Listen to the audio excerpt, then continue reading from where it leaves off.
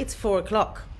It's 4:00 on a Wednesday in Sydney, and other times around the world. Welcome to this creative, engaging event. We're here to talk about what the hell to do next and other unanswerable questions. Thanks for joining us. It's our second week doing Facebook Live and having a chat with incredible people about this creative industry of ours. It's a really wild time. It's a very uncertain time. But what I'm hoping to do is provide a bit of hope, a little bit of cheer, and something to really get you excited about what's coming. Let's hope good things come. All right, so we've got a lot to talk about today. I have an incredible guest, Laura Cassidy, who is a senior producer on Fabulous Show. I'll tell you loads about her in a minute. But meanwhile, I'll introduce myself. My name is Yana Groves. I am a producer, a TV producer that's worked on several different programs over the last 25 years. I've worked in radio and TV. I won't spend ages on telling you what shows. But things like Big Brother, Celebrity Apprentice, MasterChef. I've worked in field, I've worked in post. So I've had quite a broad experience over the years and loved most minutes of it. And that's why I also do training and mentorship for people who want to come and play in the industry. It's something I love, and I know that others want to get in, and I want to ensure that we're opening those doors to people who are interested. So anyway, today I would love for you to give me your comments. Let's ask questions. Feel free to, type away. A thumbs up, a heart will do. If you don't have time, that's awesome too. Let's just keep the dialogue open. This is about not being alone right now. We're isolated, but let's make sure that we're still connected in this dynamic television universe of ours. So what we touched upon last week was there's gonna be a need for huge amounts of content. That's why we should really take the time now to start being creative, getting those cogs in motion, start thinking about where you want to be entering the industry again, in what roles, what are your skills, how are you going to upskill, etc. Start thinking about those things. That's what I'm really excited about seeing. It's totally unimaginable, the situation we've been in over the last few months. I know it's been so hard on so many of us, and some will thrive and some will have a tough time coming out of this. And I think in terms of work, well, that's really tricky because so many people have lost jobs, lost their positions, and we don't know which production companies will make it out of this. So I think it's our job, our role, to really start to rethink how we can work in this industry, how we can offer our skills, how we can better ourselves, and create a really strong, supportive network. That's my plan anyway. So, all right, let's have a little chat to my fabulous, fabulous guest, Laura Cassidy. Laura Cassidy, welcome. Hi. Let me introduce you properly. Laura Cassidy is senior producer and has produced a number of huge shows across the States, Asia, and the UK. Tell us more about what you do, Laura. When I'm not quarantined, I am generally producing. You know what? I don't really mind what shows I do. In fact, I've tried to make it a priority to do as many different kinds of shows as I can, lifestyle, factual, reality. I think it's a good thing to kind of, dabble in all of the genres so you know really what you like. And so, right now I'm doing a lot of reality, which I love because it's fast, it's exciting. There's a lot of it going on at the moment. So, well, not right now, but generally. Yeah. Generally, there's so much going on. There probably is still a lot going on. We just need to look in different places. Yeah, well, that's right. You've got to, I think you kind of do need to like expand, where you are looking. Like generally, I guess Australia is a pretty small pond, but even now with all this time off, I've sort of been doing a little bit more research and finding new little production companies that don't necessarily do television shows, but there is so much content being made that if you just do a bit of poking around, even if it's just online, you can find so many little companies that maybe aren't up and running at the moment, but, it just really helps you expand. It broadens your horizons if you can get in touch with these people and kind of keep them as contacts. I totally agree with you. And as a Bloom Time Media mentor, you know how key it is to be able to reach out to people to help you when you're feeling like you're lost or don't know what's next or how to traverse these adversities. Definitely. I think it's really important. I guess one of my tips for kind of surviving this period of time would be to just keep your finger on the pulse of the industry, keep in touch with your colleagues or anyone you went to uni or TAFE or did a course with. Just keep in touch with all of those people. I think because, obviously our industry is so much based on communication, it is such an important part of who we are and what we enjoy about our jobs. You can't just stop doing that when we aren't working. You have to keep your contacts close, keep chatting to them, just keep your finger on the pulse, keep online with any industry news, definitely, upskill where you can. But in terms of keeping in touch with contacts, definitely, do take the time to seek out people in the industry and ask for advice or ask them how they, got started or what they did when they were in a down patch or, and most people in the industry are quite happy to share their thoughts and offer advice to people starting out. So it's definitely worth reaching out. Great advice. Absolutely perfect advice. I've been having a few chats with people around the way over the last couple of weeks. And really the overall question or the answer I'm hearing is that nobody knows what's to come. Yeah. At all. Which is really, really hard. Yeah. Yes. It is hard. Especially being control freaks as we are, as producers. We like to know what's happening. Yeah. An end date or like when does my contract start? When does my contract end? When's my next contract start? Of people who are so date oriented all the time, deadline oriented, this is really, really hard not having that kind of deadline and no one can give it to you. Like, no. Scott Morrison can't give it to us. Yeah. Well, that's another thing. That's another thing that's really scary.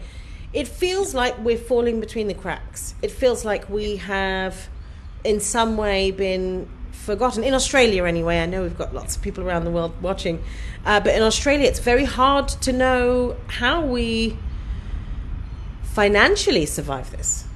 Definitely. And that is such a big issue and it's such a hard sort of thing to talk about too, because really I think, like, especially when I was starting out in the industry, I had lots of periods of time where I wasn't working. Like, I think my longest stretch was 3 months, and even that really technically isn't that long, but I think I've just been really conditioned and working as a freelancer to save. And I don't think that is something that people should be relying on, because it isn't fair anyway. We should be, getting some sort of compensation just as much as other industries are. But I think if this is the industry you're going to work in at the moment, you really need to sort of keep in mind there will be stretches of time where you aren't working, whether that's a virus or there's no shows happening or you aren't well, or so this is just something that you should sort of use it as a kind of training ground, because at least it's forced at the moment. It's not through any fault of your own. You have to take this downtime. So it's a good time to think about how you're going to move forward in your career, knowing that these things will continue to happen. I totally agree, 100%. We have such a gypsy lifestyle. We have such a transient lifestyle. Which is so much of the fun of it. But then we've like kind of take the bad with the good. So, well, that's it. And to be honest with you, a lot of the time we're joining the industry because we're free spirits, we want to be experiencing new cultures and working with new teams and doing fabulous things. But without that, it can really feel quite isolating. Yeah, definitely. I wanted to talk a little bit about how you got into the industry, because you've done some phenomenal things, and the shows that you've worked on have been really awesome. And I know that you and I talk about how we want to encourage people to enter the industry and really give them the support they need. So tell me get some hints and tips in here? Yeah. So I knew that I wanted to do television since high school. And so I went, and I always wanted to go to uni. And I know that lots of people say to you don't need to go to uni to go into TV, and you don't. That's true. But I do think that study gave me a really good grounding for so many different roles across the industry. Like I did a bachelor's degree, and I learned everything from like web design through to camera operating, sound operating, post sound design. Like I learned everything. And it's so good because I came out of that course knowing it's sort of pretty much what I wanted to do, but I also knew that whatever happened, I felt like I had skills behind me. So that was pretty good for my confidence. And then I ended up through my degree doing work placement at Network 10 in Brisbane and a bit at Channel 7 in Brisbane, and I don't even know how, but I think I ended up getting a job on Big Brother, like way back in when the original series was running, and I think like most Queenslanders ended up on Big Brother at some point, but yes, and non-Queenslanders. I was very lucky, and I think a lot of that was through pushing. I can be kind of pushy, so I think that's something that you need. I think you need to kind of try and just take the knocks, but keep going, and that's the only way you'll really get there. And hopefully there'll be some really lovely people along the way that will give you a chance. And I'm so lucky. Every single job I've ever had, there's always been a person at least that's gone, okay, great, maybe you can do this job afterwards. And that's sort of how it's always worked. But getting in, I think doing the work placement was excellent, and feeling confident enough to know that you have skills to offer, I think it helps a lot. Like, it's invaluable. Yeah, I totally agree with you. Another thing for me is maybe it's not about getting into television. That's okay. Yeah. It's okay. There are so many creative jobs. There are so many industries requiring creatives and creative minds. 100%. And I think I was in such a rush to get into television, be in television and be a producer and do all this stuff. And now I'm kind of looking, and I'm glad I did take my time at some point, but there's so many other jobs you could be doing. Like you can work in advertising and, be working in an agency or do online content. And there's so much of that going on now. And it's only just sort of starting in Australia. But I feel like, it's obviously going to be the way of the future. So if you can brush up on your web design skills and you can shoot something and you're a half decent producer, you should really be getting out there into doing, online stuff, really. Like, that's it. And there's always going to be there. Yeah. And I think we touched on this last week, big time, that we don't know how the landscape is going to look after this. Currently, everything's changing. It has been for the last few years in terms of networks not necessarily being the only place that we can show our wares or air our content. Now we're looking at online streaming platforms, we're looking at digital platforms where there's so many different ways of us to be creative and pitch our ideas, that we just have to start thinking slightly differently. So that's what we talked about last week, and from my perspective, really this is my time to be creative, think about what ideas I have bubbling in my mind, start to develop 100%. Them a little bit, not be so afraid. Usually we don't have time. We're busy working to eat. 100%. We don't have time. Like once you're on and working, you're working. So you're not going home at midnight and spending 2 hours writing your pitch or whatever. You're just not. You're going straight to bed. Yeah. If you even have time to take the makeup off. Like, I don't have the time. So, you know, like, now is the time to be working on those pictures and, you know, upskilling and everything. But like you were saying, there's, you know, I'm sure there's, I mean, I don't know, but I'm sure there's like YouTube channels and all sorts of places you can be pitching to, not just, you know, not just necessarily the free-to-air networks here, which are not always so easy to pitch to in Australia. And in the world, I would say. Yes, well, that's probably true. And in the world. Yeah. So, I mean, look, have you spent some time reaching out to people while you've been on lockdown? What have you been doing? Yes, I have. I have definitely been keeping in touch with a lot of my friends from the industry as much as I can. You know, I know no one's really doing anything, but it's nice to have that kind of, you know, I guess, affirmation that no one's doing anything. So yeah. if I feel like I'm not achieving anything, at least I know that several other people aren't, just in terms of your day-to-day life. But in terms of like skills and stuff, yeah, I've done a lot more thinking about pitches, and that's not something I normally think about that much because I'm generally working and it's very hard to do in Australia. But because we have the time, you know, maybe I do have some okay ideas that I could sort of develop into, you know, a pitch, and maybe I'll do a short course on how to write a pitch and you know, brush up on some of my script writing skills. And you know what, maybe I'll even hire a camera and take it out one day and kind of just have a play around. I think that's the best thing to do if you can't get access to a course. Half the time you should just do it yourself anyway and just have a go. Yeah, what else have I been doing?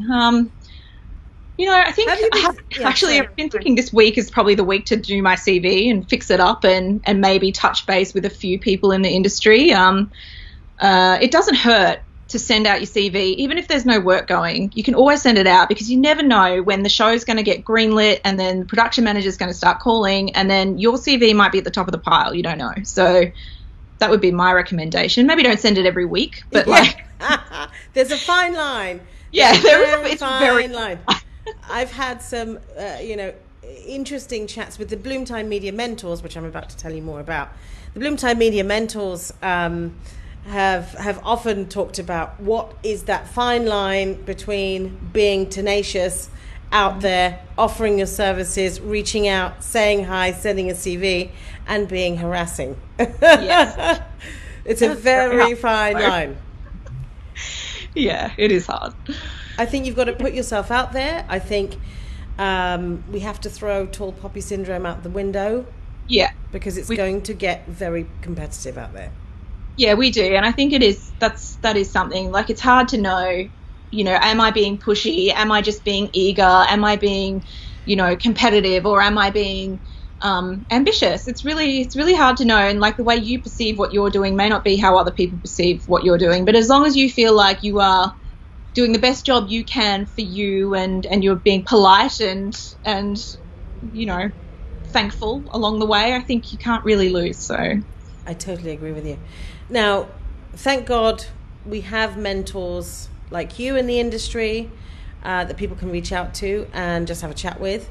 But I just want to say, over the coming weeks, we've got an incredible lineup of wonderful people like Laura Cassidy. Next week, Jasmine Parkinson, production manager, producer extraordinaire. She's a line producer extraordinaire who has crewed for reality, obdoc, all those incredible genres, and is known as a legend in the industry. So she's going to give us some excellent insights, even though, as we know, no one knows what's coming up. But hey, it's always good to be connected to people who really know how this industry works, and we can talk together and maybe come up with some solutions and of how to cope with this difficult time. And in a couple of weeks' time, Alex Mavrodakis, supervising executive producer, the only EP in Australia to run 24-hour turnaround big shows like Big Brother, when it was actually live, and I'm a Celebrity, Get Me Out of Here, and Love Island. Huge shows. So he's also developed kid shows that have sold to 12 territories around the world. So we're really fortunate to be able to hear from these wonderful mentors. And thank you so much, Laura, for being with us. My pleasure.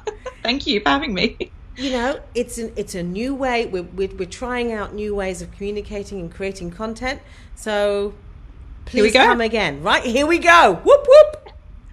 Bye, Laura. Thank you. Thanks for having me. Bye, Yana. So I just wanted to thank you so much, Laura. Laura was amazing and has been phenomenal to work with.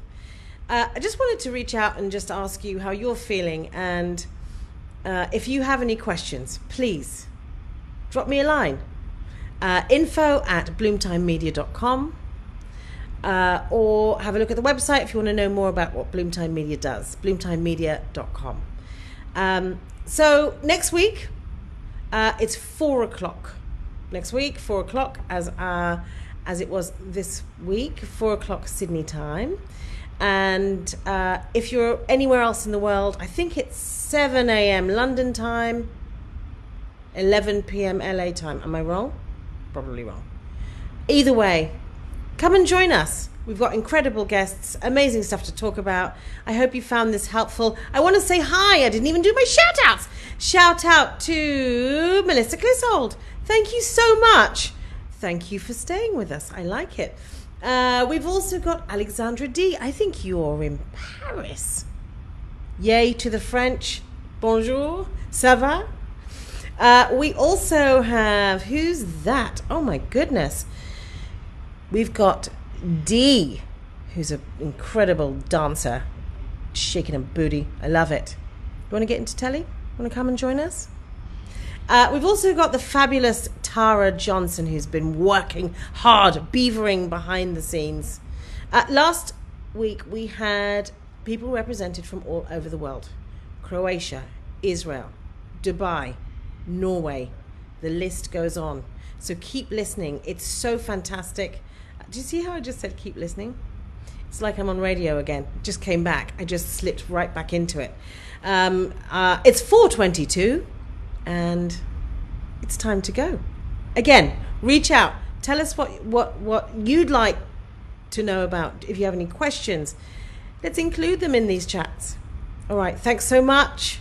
It's adieu, au revoir from me. Oh, trying to turn off the going live button.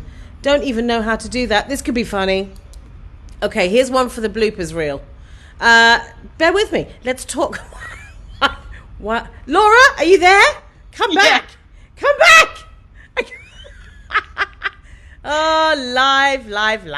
I love it. We didn't rehearse this bit. Oh, worse things have happened, Yana, on live television. Okay. All right, I found the button. Thank you so much, Laura. It's been a pleasure to chat to you. Bye, everyone.